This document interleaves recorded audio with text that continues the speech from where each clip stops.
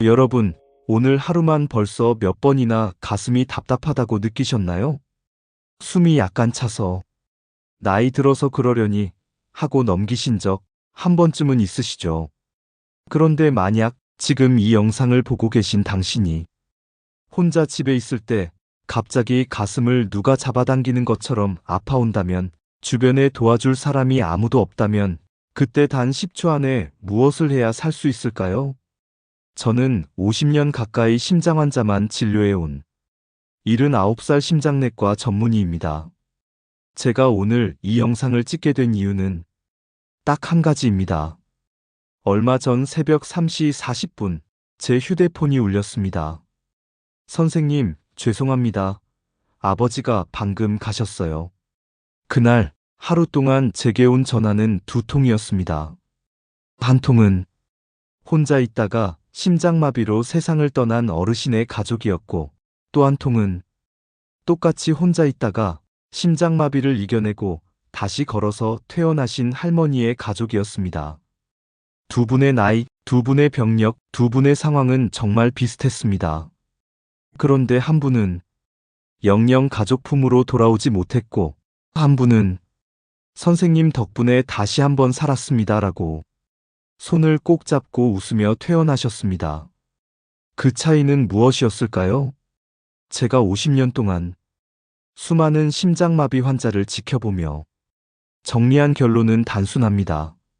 심장마비가 왔을 때 준비된 사람은 혼자 있어도 살아남고, 준비되지 않은 사람은 곁에 사람이 있어도 위험하다.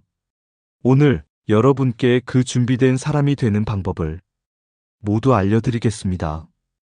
단 한 가지는 꼭 기억해 주셔야 합니다. 이 영상은 여러분께 정보와 준비 방법을 알려드리는 것이지 119나 응급의료진, 담당 의사의 판단을 절대 대신할 수 없습니다. 실제 상황에서는 무조건 119를 먼저 부르시고 의료진의 지시를 가장 우선으로 따라야 합니다.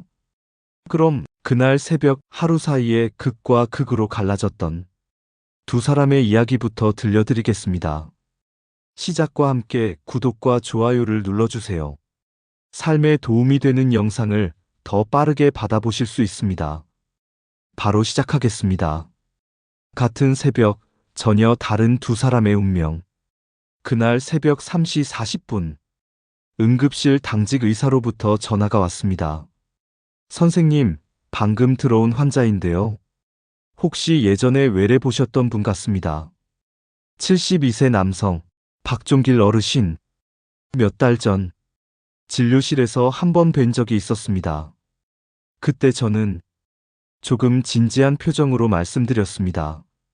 어르신, 지금 상태면 집에 혼자 계실 때 심장 문제가 생길 가능성도 있습니다. 혹시 모를 상황에 대비해서 몇 가지 준비를 해두시는 게 좋겠습니다. 그러자 박 어르신은 웃으면서 이렇게 말씀하셨습니다. 에이, 선생님. 내가 그래도 예전에 등산 좀 했던 사람인데 아직은 괜찮아요. 너무 걱정하지 마세요. 그날 새벽 박 어르신은 혼자 집에 계셨습니다.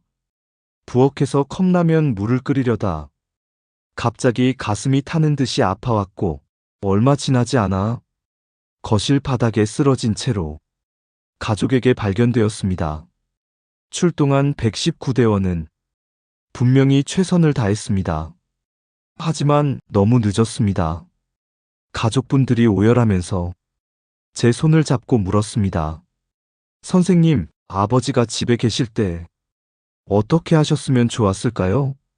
그 질문 앞에서 저는 한동안 아무 말도 할 수 없었습니다. 같은 날 오후, 이번엔 다른 전화가 왔습니다. 선생님, 저희 어머니가 퇴원하십니다. 진짜 기적 같아요. 75세, 혼자 사는 이문자 할머니였습니다. 이문자 할머니는 몇 달 전 외래에서 이렇게 말씀하셨습니다.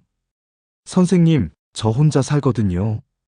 밤에 갑자기 가슴이 아프거나 그러면 어떻게 해야 하나요? 솔직히 그게 제일 무섭습니다.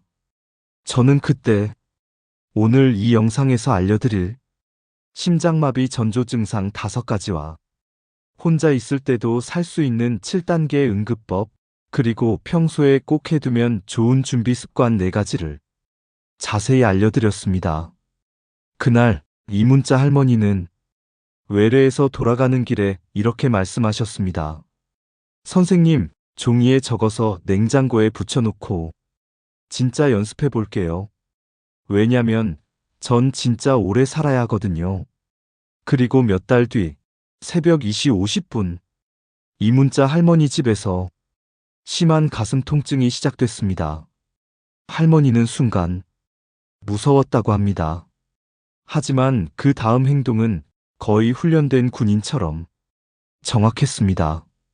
하던 행동을 멈추고 의자에 앉기, 미리 준비해둔 아스피린을 씹어먹기, 119에 신고하고 주소와 증상을 또렷이 말하기, 문을 열어두고 비밀번호를 종이에 써붙이기, 상반신 45도 세우고 다리 조금 올리기, 자녀들에게 짧은 문자 보내기, 4초 들이마시고 6초 내쉬는 복식 호흡 반복하기. 119대원이 도착했을 때 할머니는 놀랍게도 의식이 맑은 상태였습니다. 그날 응급실에서 저를 보자마자 할머니는 손을 꼭 잡고 말씀하셨습니다. 선생님, 제가 선생님 말 안 들었으면 오늘 여기 없었겠죠? 저는 웃으면서 이렇게 말씀드렸습니다. 아니요. 제가 한 건 설명뿐이고 어머님이 준비하고 실천하셨기 때문에 여기 계신 겁니다. 같은 질환, 비슷한 나이, 비슷한 시간대의 심장마비였습니다. 하지만 한 분은 미리 알고 준비하고 연습했습니다. 또 한 분은 설마 나한테까지 그러겠어 하며 넘기셨습니다. 여러분, 오늘 이 영상을 보시는 여러분은 어느 쪽에 더 가깝다고 느끼시나요? 이제부터 여러분이 이문자 할머니 쪽으로 한 걸음 더 가까워지기 위한 이야기를 본격적으로 시작해 보겠습니다. 드라마와 전혀 다른 심장마비의 진짜 얼굴. TV 드라마에서는 심장마비가 항상 이렇게 나옵니다. 가슴을 부여잡고 악 소리치며 그 자리에서 그대로 쓰러지는 장면. 그래서 많은 분들이 심장마비를 떠올리면 갑자기 쓰러지는 병이라고 생각하십니다. 하지만 현실에서 제가 목격한 심장마비의 대부분은 갑자기 번개처럼 떨어지는 것이 아니라 조용히 몰래 다가오는 도둑에 가깝습니다. 우리 몸은 생각보다 성실합니다. 완전히 무너지기 전에 여러 차례 SOS 신호를 보냅니다. 다만 그 신호가 너무 흔한 증상들 속에 섞여 있어서 우리가 그냥 지나치는 겁니다. 지금부터 말씀드릴 5가지 전조 신호는 여러분이 정말 꼭 외워두셨으면 좋겠습니다. 이 5가지 중 2가지 이상이 동시에 나타나면 그때는 나이 탓이 아니라 심장 탓일 수도 있다고 의심해 보셔야 합니다. 1. 가슴 한가운데가 돌덩이에 눌리는 느낌. 대부분의 환자분들이 이렇게 표현하십니다. 가슴 한가운데에 돌을 올려놓은 것처럼 묵직해요. 코끼리가 올라앉은 것 같아요. 안에서 누가 주먹으로 꽉 쥐고 있는 것 같습니다. 이 통증은 보통 10에서 15분 이상 계속되거나 나아지는 듯 했다가 다시 나타나기도 합니다. 소화제나 위장약을 먹어도 별로 변함이 없는 경우가 많습니다. 이 아픔이 왼팔, 어깨, 턱으로 번져가는 느낌. 처음엔 가슴만 아프다가 시간이 지나면서 왼팔, 양팔, 어깨, 목, 턱까지 아픔이 번져가는 경우가 있습니다. 특히 여성분들은 턱이나 목이 묵직하게 아픈 증상이 심장 문제의 신호일 때도 있습니다. 치과에 갔다가 이를 치료해도 해결되지 않을 것 같다며 심장 검사를 권유받아서 뒤늦게 심근경색을 발견한 분도 있습니다. 3. 어제보다 특별히 더 피곤한 이유가 없다. 전날 무리한 운동을 했거나 잠을 못 잤거나 무거운 일을 한 것도 아닌데 몸이 이상하리만큼 무겁고 조금만 걸어도 숨이 차며 오늘은 이상하게 너무 피곤하다는 느낌이 든다면, 특히 60세 이후라면 그냥 나이 탓만 하지 마시고 심장을 한번 생각해 보셔야 합니다. 4. 아무 이유 없이 숨이 찬데 식은땀이 난다. 평소에 오르던 계단을 오르거나 아주 가벼운 움직임만 했는데도 숨이 가쁘고 등줄기에 식은땀이 주르륵 나는 경우가 있습니다. 단순한 날씨 때문이 아니라 이상한 불안감과 함께 가슴이 답답하다는 느낌이 든다면 심장 신호일 가능성이 있습니다. 5. 이유 없는 메스꺼움, 구토, 어지러움. 배탈이 난 것도 아닌데 속이 울렁거리고 메스껍고 실제로 토하는 경우도 있습니다. 오늘 뭘 잘못 먹었나 보다 하고 소화제만 드시다가 골든타임을 놓치는 분들이 정말 많습니다. 여러분, 다시 한번 정리해 볼까요? 1. 가슴 한가운데가 돌덩이에 눌리는 듯한 느낌. 2. 아픔이 팔어깨턱으로 번져가는 느낌. 3. 이유 없는 극심한 피로감. 4. 특별한 이유 없이 숨이 차고 식은땀이 나는 상황. 5. 메스꺼움, 구토, 어지러움. 이 5가지 중 2가지 이상이 겹친다면 그때는 나이 탓, 소화불량이 아니라 심장을 의심해야 합니다. 심장마비는 어느 날 갑자기 떨어지는 벼락이 아니라 이미 며칠, 몇 시간 전부터 서서히 구름이 끼고 번개가 치기 시작한 뒤에 오는 폭풍입니다. 이제 폭풍이 몰려왔을 때 혼자 있어도 버틸 수 있는 7단계 대처법을 하나씩 말씀드리겠습니다. 혼자 있어도 살아남는 7단계 응급법. 지금부터 말씀드릴 7단계는 제가 수천 명의 환자를 보면서 현장에서 검증해온 생존 전략입니다. 다시 말씀드리지만 이것은 어디까지나 일반적인 가이드일 뿐이고 119와 의료진의 지시가 항상 최우선입니다. 그 점을 꼭 마음에 두시고 들어주시면 좋겠습니다. 1단계, 지금 하고 있는 행동, 즉시 멈추고 앉기. 심장마비가 의심되는 증상을 느끼는 순간 가장 먼저 해야 할 일은 멈추는 것입니다. 걷고 계셨다면 멈추시고 서 계셨다면 가까운 의자나 소파를 찾아 등을 기대고 앉으십시오. 여기까지만 걸어가고 집 앞 약국까지는 가보고 이렇게 생각하시다가 길 위에서 주저앉는 분들을 저는 너무 많이 봤습니다. 혼자 계실 때는 넘어지지 않는 것 자체가 엄청난 생존 전략입니다. 2단계, 아스피린 하나를 씹어서 삼키기. 집에 담당 의사가 허락한 아스피린이 있다면 100mg짜리 한 알 정도를 씹어서 삼키는 것이 도움이 될 수 있습니다. 씹어서 먹었을 때 흡수가 더 빨라져서 피가 굳어지는 속도를 늦추는데 어느 정도 기여할 수 있기 때문입니다. 하지만 다시 한번 강조드립니다.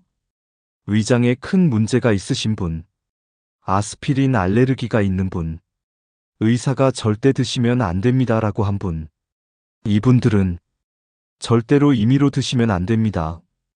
이 경우에는 2단계를 건너뛰고 다음 단계부터 하시면 됩니다. 3단계, 119에 전화해 주소, 나이, 증상 3가지만 또렷이 말하기.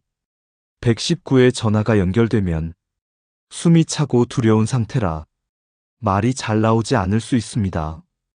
그래서 저는 환자분들께 항상 이렇게 말씀드립니다. 처음 한 문장에 딱 3가지만 담으세요. 어디서, 몇 살이, 무엇 때문에 힘든지. 예를 들면 이렇게 말입니다. 00시, 009, 00동, 00아파트, 몇 동, 몇 호, 75세 여자입니다. 가슴이 심하게 아프고 숨쉬기가 어렵습니다. 심장마비가 의심됩니다. 처음에 이렇게만 말해도 119 상황실은 이미 위치와 상황을 파악하고 응급차를 출동시키기 시작합니다. 이후에 묻는 질문에는 숨이 닿는 만큼만 짧게 대답하시면 됩니다.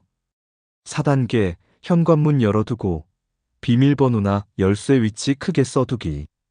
119가 집 앞에 도착했는데 문이 잠겨 있어서 몇 분 동안 문을 못 여는 경우 실제로 자주 발생합니다. 그래서 119 신고 후 가능하다면 잠깐만 일어나 현관문을 열어두십시오. 도어락이라면 A사 용지에 비밀번호를 크게 써서 문에 붙여두는 것이 좋습니다. 열쇠라면 현관 앞 눈에 잘 띄는 곳에 올려놓으시거나 소리나게 깔아두셔도 좋습니다. 이때 혹시 도둑이 들어오면 어떡하지? 이런 걱정이 드실 수 있습니다. 그러나 여러분, 그 순간 가장 시급한 것은 재산이 아니라 여러분의 심장과 생명입니다. 5단계, 상반신은 45도 세우고 다리는 조금 올리기. 이제 다시 편한 자리로 돌아와 자세를 잡으셔야 합니다. 소파나 침대에 등을 기대고 45도 정도로 상반신을 세운 상태에서 앉으시고 다리는 쿠션이나 베개를 받쳐 심장보다 살짝 높게 올려줍니다. 완전히 눕게 되면 폐에 물이 차면서 숨쉬기가 더 힘들어질 수 있고 너무 꼿꼿이 세우면 심장에 부담이 될 수 있습니다. 그래서 누워있는 것도 아니고 의자에 꼿꼿이 선 것도 아닌 상태, 즉 기대어 앉은 자세가 좋습니다. 6단계, 가족에게 짧은 문자 보내기. 119 신고까지 마치고 문도 열어두셨다면 이제 가족에게 알려야 합니다. 여기서 전화는 가급적 하지 않는 게 좋습니다. 말을 많이 하게 되면 숨이 더 차고 가족이 놀라 이것저것 묻기 시작하면 그에 답하느라 체력이 소모됩니다. 그래서 간단한 문자를 두세 명에게 동시에 보내는 것이 좋습니다. 예를 들면 심장마비 의심 증상으로 119 신고함. 병원으로 갈 예정. 놀라지 말고 병원으로 와주세요. 이 정도면 충분합니다. 7단계, 4초 들이마시고 6초 내쉬는 복식호흡. 마지막 단계입니다. 응급차가 올 때까지 호흡을 관리하는 것이 중요합니다. 코로 4초 동안 천천히 숨을 들이마시고 입으로 6초 동안 후 소리를 내며 천천히 내쉬는 복식호흡을 반복합니다. 이때 가슴 위쪽이 아니라 배가 부풀었다 줄어들었다 하는 느낌이 나야 합니다. 이 호흡은 단순한 기분 전환이 아니라 우리 몸의 긴장을 풀어주는 신경을 활성화해서 심장 박동을 조금 더 안정적으로 만드는데 도움을 줄 수 있습니다. 한 70대 할아버지는 이 호흡만 반복하다 보니 무서운 생각이 줄어들고 지금 내가 할 수 있는 걸 하고 있다는 느낌이 들어 마음이 훨씬 편해졌다고 말씀하셨습니다. 여기까지가 혼자 있을 때 심장마비 생존 7단계입니다. 이제 이 7단계를 실전에서 써먹을 수 있게 만들어주는 4가지 준비 습관을 말씀드리겠습니다. 살아남은 사람들의 공통점 4가지 준비 습관. 제가 진료실에서 살아 돌아온 분들을 만나 이야기를 나누다 보면 신기할 만큼 겹치는 점이 있습니다. 바로 평소에 미리 준비해 두셨다는 점입니다. 오늘 이 4가지만 집에서 한번 준비해 두셔도 여러분의 심장 안전도는 완전히 달라질 수 있습니다. 준비 습관 1. 현관 비밀번호 종이 여러 장 만들어 두기.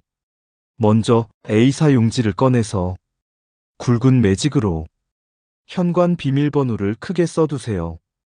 그리고 그것을 현관, 거실, 침실, 식탁 위 등 눈에 잘 띄는 곳에 몇 장 정도 두시는 겁니다. 일주일에 한 번 정도는 연습을 해보셨으면 좋겠습니다. 지금 가슴이 아프다고 가정하고 119에 신고했다. 자, 이제 문을 열고 이 종이를 어디에 붙일까? 처음엔 어색하지만 두세 번만 해보면 몸이 기억하기 시작합니다. 준비 습관 2. 휴대폰 응급 SOS 기능. 가족이랑 같이 설정하기. 스마트폰에는 응급 상황에서 단추 몇 번만 눌러도 119혹은 가족에게 자동으로 연락이 가는 기능이 있습니다. 하지만 이 기능을 알고 계신 어르신은 정말 많지 않습니다. 자녀나 손주에게 부탁해서 한 번만 같이 해보세요. 전원 버튼을 5번 누르면 자동으로 신고가 가도록 설정, 혹은 소리 버튼과 전원 버튼을 동시에 눌렀을 때 미리 설정한 번호로 위치 메시지가 가도록 만들기. 이 작은 설정 하나가 언젠가 여러분을 살릴 수도 있습니다. 준비 습관 3. 잠금 화면에 의료 정보와 비상 연락처 적어두기. 응급실에서 가끔 제일 답답한 순간은 이럴 때입니다. 이 환자분 무슨 약 드시나요? 가족분 계세요? 아무도 모릅니다. 그래서 스마트폰 잠금 화면에 이런 정보들을 미리 적어두면 좋습니다. 혈액형, 복용 중인 약 이름, 기저질환, 고혈압, 당뇨, 신부전 등 알레르기 정보, 특히 약물 알레르기, 비상연락처 이 3명. 이 정보만 있어도 응급실에서의 시간은 30분 이상 단축될 수 있습니다. 준비 습관 4. 냉장고에 심장마비 응급 7단계 붙이고 아스피린 피치하기. 집에서 가장 자주 보는 곳, 바로 냉장고 문입니다. 냉장고 문에 다음 내용을 크게 적어 붙여두세요. 심장마비 의심될 때 행동 멈추고 앉기, 아스피린 한 알 씹어 먹기, 119 신고 후 주소, 증상 말하기, 현관문 열고 비밀번호, 열쇠 표시하기, 상반신 45도 세우고 다리 조금 올리기, 가족에게 짧은 문자 보내기, 4초 들이마시고 6초 내쉬는 복식 호흡, 그리고 그 옆에 담당 의사와 상의 후 허락을 받은 경우에 한해 아스피린 한 통을 항상 같은 위치에 두시면 좋습니다. 이렇게 적어만 두어도 눈으로만 매일 봐도 실제 상황에서 훨씬 빨리 떠올립니다. 여러분, 오늘 이야기를 처음부터 끝까지 들어주셔서 정말 감사합니다. 지금까지 말씀드린 내용이 조금 많았을 수 있습니다. 그래서 딱 3가지만 기억해 주셨으면 합니다. 첫째, 심장마비는 조용히 온다. 갑자기 쓰러지는 병이 아니라 먼저 신호를 보내는 병입니다. 가슴 한가운데에 눌리는 느낌, 팔, 어깨, 턱으로 번지는 통증, 이유 없는 극심한 피로, 숨참과 식은땀, 메스꺼움과 어지러움. 이 중 2가지 이상이 겹치면 나이 탓이 아니라 심장 탓도 생각해 보셔야 합니다. 둘째, 혼자 있어도 할 수 있는 7단계가 있다. 행동 멈추고 앉기, 아스피린 한 알 씹어 먹기, 119 신고 후 주소, 나이, 증상 말하기, 현관문 열고 비밀번호, 열쇠 크게 표시하기, 상반신 45도 세우고 다리 조금 올리기, 가족에게 짧은 문자 남기기, 4초 들이마시고 6초 내쉬는 복식 호흡 반복. 이 7단계는 혼자 있을 때 여러분이 버틸 수 있게 도와주는 안전줄입니다. 셋째, 살아남은 사람들은 모두 미리 준비한 사람이었다. 현관 비밀번호 종이, 휴대폰 SOS 기능, 잠금 화면 의료 정보, 냉장고에 붙여둔 응급 지침과 아스피린. 이 4가지 준비를 해둔 분들은 같은 심장마비를 겪어도 훨씬 높은 확률로 살아남았습니다. 이제 여러분께 작은 부탁을 하나 드리고 싶습니다. 지금 영상을 다 보신 뒤에 그냥 다른 영상으로 넘어가지 마시고 딱 3가지만 오늘 해보셨으면 합니다. 휴대폰 응급 SOS 기능, 가족과 함께 설정하기, 종이에 비밀번호를 크게 적어서 현관 근처에 하나 붙여두기, 냉장고에 심장마비 응급 7단계, 한 줄씩 적어서 붙여두기. 이 3가지만 해도 여러분은 오늘 아침에 여러분보다 훨씬 준비된 사람이 되어 있을 겁니다. 마지막으로 우리 같이 하나만 약속해 볼까요? 지금 댓글에 이렇게 적어주세요. 나는 준비된 사람입니다. 또는 심장마비가 와도 포기하지 않겠습니다. 이건 저와의 약속이 아니라 여러분 자신과의 약속입니다. 그리고 혹시 혼자 사시는 부모님, 형제, 자매, 친구분이 떠오르신다면 이 영상을 그분께 꼭 한번 보내주세요. 혹시 모르니까 우리 서로 이거 한 번만 같이 준비해보자. 이 한 번의 공유가 어쩌면 그분의 생명을 지켜줄지도 모릅니다. 79세 심장내과 의사로서 제가 여러분께 드릴 수 있는 거의 모든 이야기를 드렸습니다. 여러분, 절대 혼자가 아닙니다. 여러분 곁에는 이 지식이 있고 준비할 수 있는 시간이 있고 여러분을 기다리는 가족이 있습니다. 꼭 오래오래 건강하게 살아남아 주십시오. 여러분의 심장을 진심으로 응원합니다. 감사합니다.